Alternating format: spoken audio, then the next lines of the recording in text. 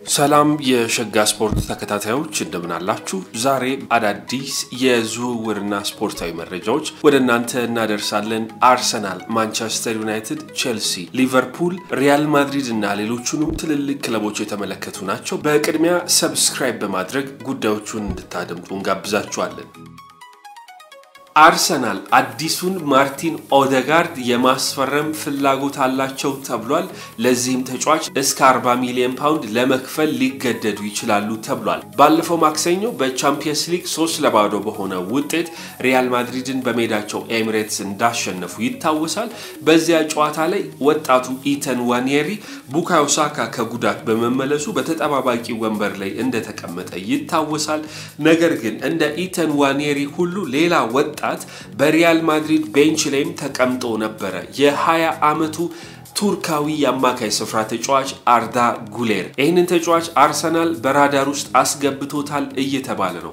2023 ላይ ነበር ሪያል ማድሪድ ይህንን ተጫዋች በ17 ሚሊዮን ፓውንድ ከፌነርባቼ ያዘዋወረው ከቱርኩ ክለብ ከመጣ በኋላ 12 ጨዋታዎችን አድርጓል በመጀመሪያው የውድድር አመት ተጫዋቹ በዚህ የውድድር አመት 34 ጨዋታዎችን በሁሉም ውድድሮች ላይ ለሪያል ማድሪድ አድርጓል ነገር ግን ከነዚህ ጨዋታዎች ውስጥ 10 ጨዋታዎችን ብቻ ነው በቋሚነት የጀመረው ሪያል ማድሪድ አማካይ ስፍራ ላይ ብዙ አማራጮች አሉት ጁድ ቤሊንጋም ኤድዋርዶ ካማቪንጋ ፌዴሪኮ ቫልቬርዴ ሉካ ሞድሪች እና ሌሎችም የጨዋታ እድል እንዳያገኝ እየከለከሉት ነው ከዚህ ቀደም ከሪያል ማድሪድ የጨዋታ እድል በማጣቱ ምክንያት ማርቲን ኦዴጋርድን በ30 ሚሊዮን ፓውንድ አርሰናል 2021 ላይ እንዳዘዋወረ ይታወሳል ሌላኛው ወጣት ደግሞ ከሪያል ማድሪድ የማምጣት ፍላጎት አላቸው እየተባለ ነው አርዳ ጉሌር ከኢተን ዋኒየሪ ጋር በጣም ተመሳሳይ የጨዋታ ስታይል እንደሚከተል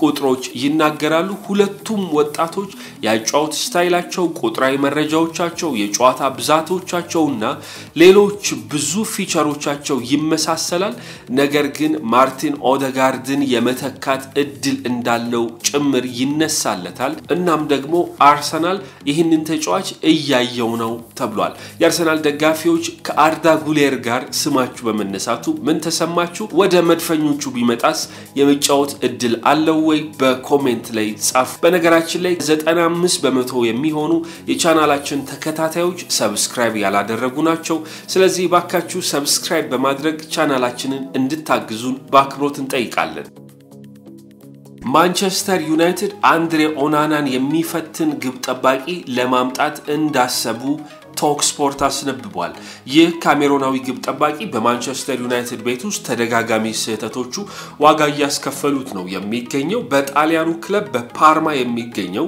ዛዮን ሱዙኪ የተባለውን ግብ ጠባቂ እስከ 40 ሚሊዮን ፓውንድ ድረስ በመክፈል ተጫዋቹን የግላቸው የማድረግ እድል እንዳላቸው ተነስቷል ለካሜሮናዊው ግብ ጠባቂም ጥሩ ፉክክርና ፈተናን መስጠት የሚችል ተጫዋች እንደሆነ ታምኖበታል የማንቸስተር ዩናይትድ ግብ ጠባቂ በኦሊምፒክ ሊዮን የዩሮፓ ሊግ የሩብ ፍጻሜ ጨዋታ ሁለት አቻ ሲለያዩ ሁለቱም ጎሎች በርሱ ስህተት እንደተቆጠሩ ይታወሳል የቀድሞው የማንቸስተር ዩናይትድ ተጫዋች ኒማኒያ ማቲች ከዚያ ጨዋታ አስቀድሞ ይሄ ተጫዋች በማንቸስተር ዩናይትድ ታሪክ የታየ መጥፎ ግብ ጠባቂ ነው ያለ ሲገልጸው እንደነበረም ይታወሳል በተለይ ሁለተኛው ጎል ሲቆጠር የአንድሬ ኦናና ስህተት በግልጽ ይታይ ነበር ዩናይትድ ይህንን ጃፓናዊ የግብ ዘብ ሱዙኪን የማምጣት ፍላጎት አላቸው ሱዙኪ ፓርማን በ6.5 ሚሊዮን ፓውንድ ነበር የተቀላቀላቸው ከዚህ ቀደም በቤልጂየሙ ክለብ በሲንት ትሩዲን ይጫወታል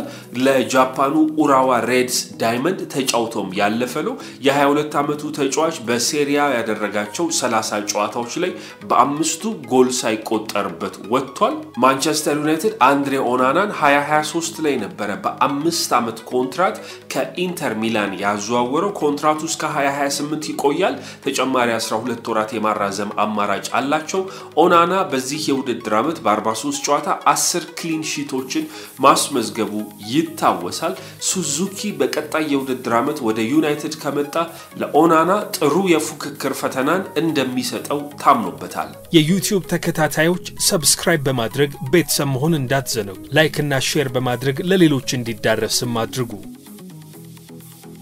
ሊዮኔል ሜሲ በኢንተር ማያሚ እጅግ ከፍተኛ የሆነ የኮንትራት ስምምነት ለመስማማት ወስኗል። ክለቡ ያስገነባ በሚገኘው በአዲሱ ስታዲየምም ይጫወታል ተብሎ ነው የሚታሰበው። ይሄ ተጫዋች 2023 ላይ ነበር የሜጀር ሊግ ሶከር ተካፋይ የሆነው ኢንተር ማያሚን የተቀላቀለው። እስከ 2025 የሚቆይ ኮንትራት አለው። የ38 ዓመቱ የ8 ጊዜ የባሎንዶር አሸናፊ በኢንተር ማያሚ ጥሩ ጊዜን እያሳለፈ ይገኛል።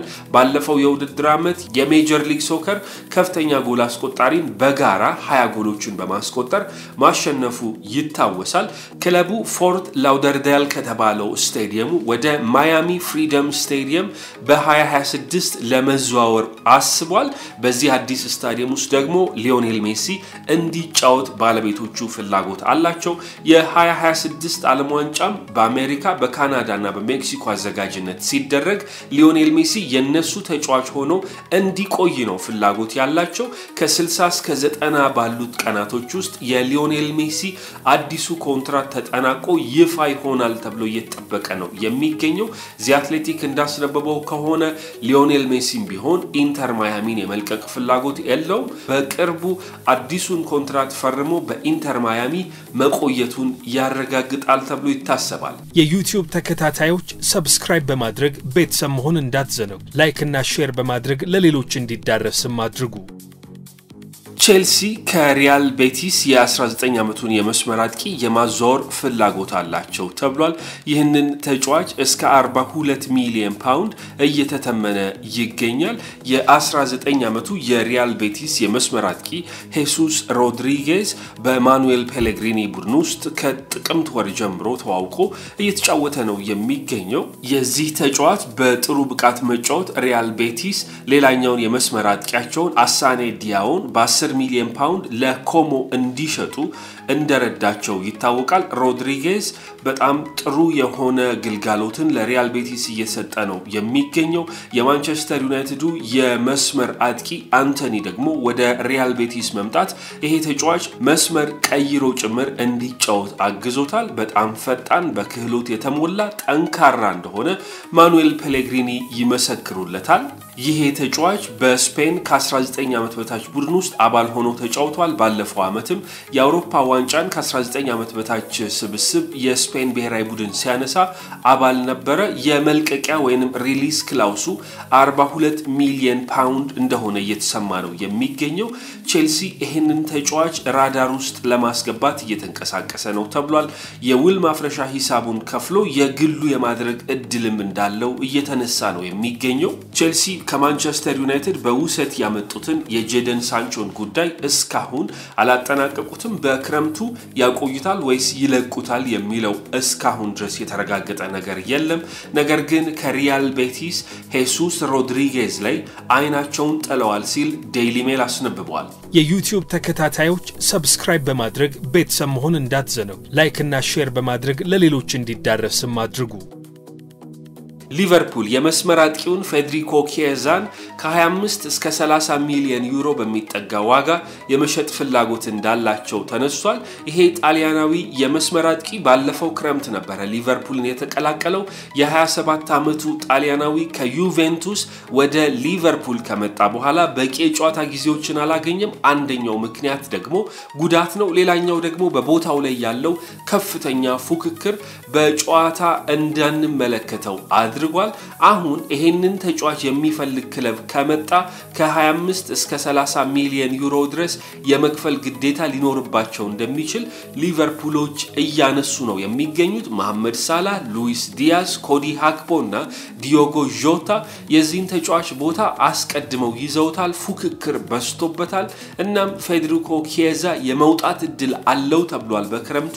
እርሱን የፈለገ ክለብ ግን ከ25 እስከ 30 ሚሊዮን ዩሮ መክፈል አለበት ተብሏል። የዩቲዩብ ተከታታዮች ሰብስክራይብ በማድረግ ቤተሰብ መሆን እንዳትዘነጉ። ላይክ እና ሼር በማድረግ ለሌሎች እንዲዳረስም አድርጉ። የፕሪሚየር ሊጉ ክለብ ከኢንተር ሚላን ወሳኙን የአማካይ ስፍራ ተጫዋች የማምጣት ፍላጎት አላቸው ተብሏል። ማነው ክለቡ ተጫዋቹ ሴቱ ነው ቀጥሎ ታደምጣላችሁ በቅድሚያ ሰብስክራይብ በማድረግ ጉዳዮቹን እንድታደምጡ እንጋብዛችኋለን ሊቨርፑል ከኢንተር ሚላን እጅግ አስፈላጊውንና የቡድኑን ቁልፍ ተጫዋች ኒኮሎ ባሬላን የማዞር ፍላጎት አላቸው ሲል ፊጄሳ.ኔት አስነብቦናል በቦታው ለሊቨርፑል እንደነ ሪያን ግራቨንበርሽ እና አሌክሲስ ማካሊስተር ያሉ ተጫዋቾች ይገኛሉ ነገር ግን ለአዙሪዎቹ ከ60 በላይ ጨዋታ ያደረገው ኒኮሎ ባሬላ ወሳኝ ተጫዋችና በቦታው በወጥነት ሊያገለግላቸው እንደሚችል አምነዋል ሊቨርፑሎች ባለፈው ክረምት የ6 ቁጥር ሚና ያለው ተጫዋችን ለማስፈረም ሞክረው እንዳልተሳካላቸው ይታወሳል ማርቲን ዙቢሜንዲን ለማዛወር ጥረት ያደረገው ክለቡ ማዛወር ግን ሳይችል ቀርቷል ይሄንን ተጫዋች ለማምጣት ይሄንን ጣሊያናዊ ለማስፈረም እስከ 100 ሚሊዮን ዩሮ ሊጠየቁ ይችላሉ በኢንተር ሚላን እየተባለ ነው ለኢንተር ሚላን ከ250 በላይ ጨዋታዎችን አድርጓል 25 ጎልና 60 የሚጠጉ አሲስቶችን ማስመዝገብ የቻለው ኒኮሎ ባሬላ በዓለማችን ላይ ካሉ በቦታው ምርጥ ያማካይ ስፍራ ተጫዋቾች መካከል አንደኛው ተደርጎ ይቆጠራል ሊቨርፑል አሁን እዚህ ተጫዋች ላይ አይኑን ጥሏል ተብሏል የዩቲዩብ ተከታታዮች ሰብስክራይብ በማድረግ ቤተሰብ መሆን እንዳትዘነጉ ላይክ እና ሼር በማድረግ ለሌሎች እንዲዳረስም አድርጉ